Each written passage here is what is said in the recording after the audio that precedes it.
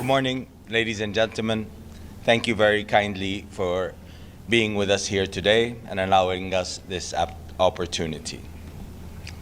At the outset, I would like to express my honor to deliver this statement as chairperson of the Arab Group this month in New York. And I would like to thank esteemed ambassadors among us today from the Organization of Islamic Cooperation and the Non-Aligned Movement as well. The displacement of Palestinians in Gaza must be unequivocally rejected. The Arab Group categorically rejects such displacement, which constitutes a clear violation of Article 49 of the Fourth Geneva Convention of 1949, prohibiting the forcible transfer of protected populations from occupied territories, irrespective of motive. We commend the international community's firm stance in rejecting these proposals and reaffirming their illegality under international law. A united and unequivocal rejection by member states is imperative. This is not acceptable whether it is against the people of Palestine or any other state. We would also like to shed light on the ongoing, alarming Israeli expanded aggression in the West Bank.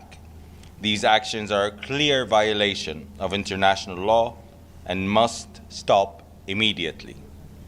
Colleagues, this very institution was founded on the fundamental pillar of upholding and respecting international law in order to maintain peace and security worldwide. And what we have been witnessing for the past 15 months is jeopardizing our multilateral system. The adoption by the Security Council of Resolution 2735 was a glimmer of hope towards the end of the Israeli aggression on Gaza, and we urge the Security Council to uphold and enforce the principles of the resolutions, which calls for an immediate and full and complete ceasefire, the return of Palestinian civilians to their homes and neighborhoods in all areas of Gaza, the safe and effective distribution of humanitarian assistance at scale, and rejection of any attempt at demographic or territorial change in the Gaza Strip, including any action that reduce the territory of Gaza.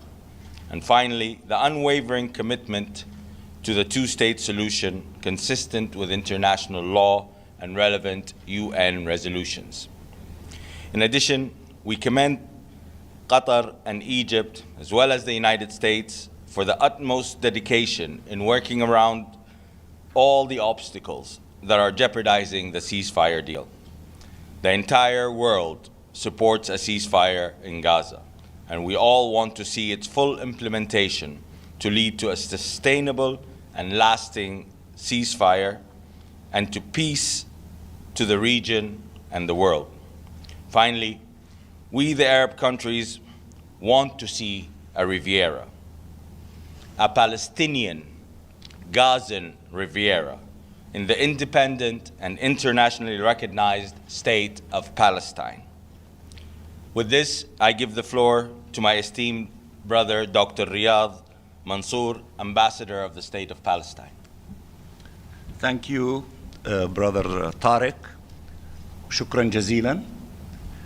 And allow me at the beginning to express our gratitude for this massive representation of all of the Arab ambassadors and ambassadors from all regions of the globe, including NAM, OIC, the Committee on the Exercise of the Inalienable Rights of the Palestinian People from the African countries, from Asia, from Latin America, and this assembly of all ambassadors is to endorse the content of what was read by my brother Tariq, and we are strongly united behind the ceasefire to make it permanent, to spread to not only the Gaza Strip but also in the West Bank against the aggression there,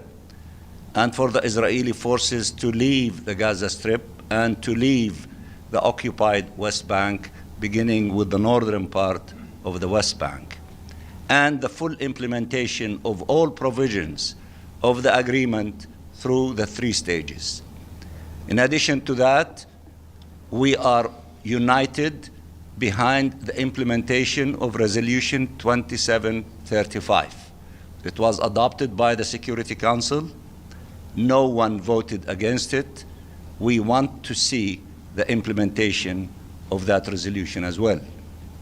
We had a large Arab delegation that met last week with the President of the Security Council. We conveyed this sentiment along with our rejection to the ethnic cleansing and forced transfer of the Palestinian people outside their homeland, especially those from the Gaza Strip. And we are very grateful for the Chinese ambassador who conveyed the content of our meeting, including we extended an invitation to the Security Council to come and visit the land of the State of Palestine, including the Gaza Strip. We also had yesterday a meeting of all the Arab ambassadors with all of the European Union ambassadors in their offices. It was a very powerful meeting. It was a very constructive meeting, and we converged our positions on many important issues, including the ceasefire, the implementation of the stages, and the implementation of 2735, and honoring and respecting international law, and also to oppose the violation of provisions of international law as it relates to the crime against humanity of forced transfer. We believe that such strong messages from key components of the international community, along with the Secretary General, who made it crystal clear that he opposes ethnic cleansing as it relates to the Palestinian people in the Gaza Strip. So therefore, we will continue our efforts here at the United Nations, with the Security Council, with the General Assembly, with the Secretary General and all components of the international community, not to allow further crimes to be inflicted upon the Palestinian people. What we need is to open doors for peace. What we need is a political horizon. What we need is to put an end to this illegal occupation as soon as possible, as has been articulated by the International Court of Justice, and as it has been legislated by the General Assembly, that this illegal occupation to be terminated within 1 year. We are working very hard with all partners in many things, including on the global alliance, on the two-state solution, and for the practical steps to convene an international conference as it was asked for by the General Assembly in June under the co-chairmanship of Saudi Arabia and France. This conference is not going to be an ordinary conference where we meet and give statements and issue a declaration. We are in the beginning stages of asking countries to declare commitments of what exactly they will do in order to contribute to putting an end to this illegal occupation. So by the time we meet in June, we will have the summation of all these practical commitments, including supporting the government of the State of Palestine, strengthening it, allowing it to be able to shoulder its responsibility vis-à-vis the Palestinian people. It means that to take practical steps against the illegal settlements and settlers. It means not to send weapons to kill the Palestinians. It means many other things, including for some countries that have not recognized the State of Palestine to do so, and it means for the Security Council to give a recommendation for the admission of the State of Palestine to full membership. These are but samples of the commitments that we expect from all member states, from political groups and regional groups, so that this time all of us will be working for the implementation of what the ICJ told us to do when they said in the General Assembly, adopt the modalities for putting an end to this illegal occupation as quickly as possible. We always work with you, the media. Please tell the story as it is accurately and contribute your efforts with our effort not to allow further crimes to be committed against the Palestinian people, especially the crime against humanity of imposing on us another Nakba, of kicking us out of our homeland. We have no homeland except Palestine. We love Palestine. We will rebuild the Gaza Strip. We will rebuild Palestine, and we will celebrate with you, inshallah, soon, the independence of the state of Palestine after the end of this illegal occupation and the membership of the state of Palestine to the United Nations. We thank you very much. Thank you, ladies and gentlemen. We appreciate your time, and this is the messaging that we had for you today. Thank you. Thank you. How is the Palestinian Riviera going to be created, and who will be involved? Well, there's, like any other country that has been devastated by war, if you look at World War II, you have London, you have Warsaw, you have Dresden, you have Stalingrad, you have Hiroshima, Nagasaki, all devastated by war. Everybody got together, they built their cities back, and today they are some of the most amazing cities around the world. So, like any other place in the world, this is how Gaza will be rebuilt. Do you believe the Trump administration is engaged in good-faith efforts to bring a ceasefire, a permanent ceasefire in the Middle East, based on their recent comments about the Riviera? Well, let's hope so. I mean, the only way forward is a two-state solution. This is agreed upon by every member state around the globe, and this is what we're all working for since day one of this. This has been 100 years ordeal. We can't let this go on. Two-state solution is the only solution that has not been tried to date. The only solution that has not been tried to date is an end to occupation and the existence of a Palestinian state. Everything else did not work. This is the only way forward, and I believe the international community is all behind that. Refugees from around the world, and especially from the Arab world, places where there's been war, are going like to Europe, to everywhere around the world. Why couldn't those who want to emigrate from Gaza do the same? Who said those who want to are blocked from doing the same? Like everywhere else, there's no place like home. And as Dr. Riyad said, this is their home. They don't want to leave anywhere else. They have nowhere else. This is their home. Egypt does block entry to each country from Gaza. Let me just say, Yes. we should not have a theoretical debate of what the Palestinian people want and they don't want. What we need to do is to respect the wishes of the Palestinian people. The Palestinian people who marched, 500,000 of them, on their feet from the southern part of Gaza to the northern part of Gaza, knowing that they are going to destroy properties and homes, it is a clear signal that they want to go back to the places where they were born, where they have memories, where they have stories, where they have connection between them and the land. It is in our DNA.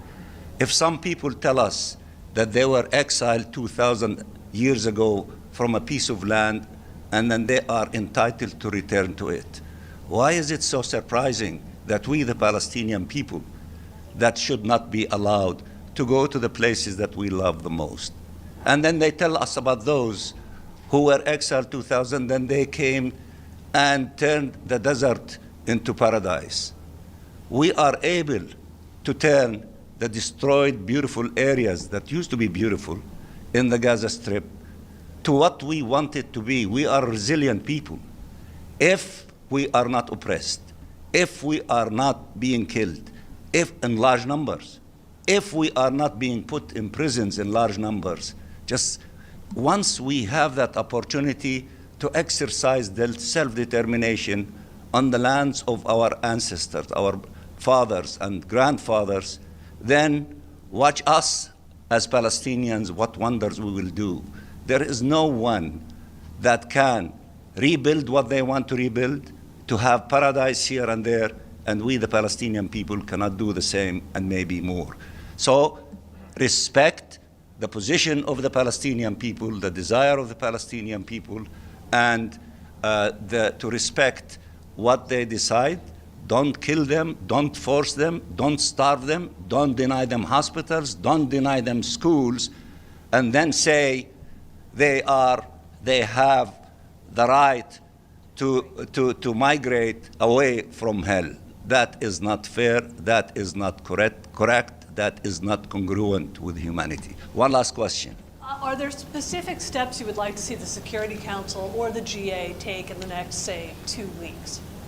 Yes, we told the Security Council for the next few weeks, you have two things that you declared that you are united around. One is the implementation of Security Council Resolution 2735 that has many things, including the rebuilding of Gaza, returning to Gaza, and unifying it with all the lands of the state of Palestine. And the other thing that we asked them for that, the implementation of this resolution, implement your joy and happiness in which you declared unanimously in statements in the Security Council that you are welcoming and committing yourself to the agreement on the ceasefire and the implementation of these 3 stages in it. So we told them, this is what we want from you now. That doesn't mean that for them to go and relax. And in fact, I said in the meeting yesterday with the European Union, in which there were 6 members of the Security Council in that meeting between the Arab representatives and the Europeans, you will have few weeks in order to make a difference in the defense of these 2 things. And if we do not see serious commitment to these things, then we will go to Plan B, which I will not share with you, nor I shared with them then. But we are flexible, we are reasonable, we are willing to work with whoever wants to work with us to see the implementation of these 2 things, the resolution and the agreement. But we will not accept that whatever will happen will be at the expense of the Palestinian people. We paid more than enough in terms of those who were killed in the Gaza Strip and in the West Bank. More than 50,000 without adding the perhaps more than 10,000 under the rubbles, and more than 110,000 injured. Enough is enough. We paid more than we should have. We should not have been put in that situation. But in spite of that, we need to put an end to this tragedy, to this genocide, and to begin the process of healing, fixing the schools, fixing the hospitals, cleaning the roads, having clean water, putting our lives in order to allow for temporary housing and shelters to be erected, so to pave the way for the reconstruction stage. The Arabs, based on the plans that we submitted as the leadership of the Palestinian people, which we circulated it to all members of the United Nations. If you don't have it, we'll be more than happy to circulate it to you.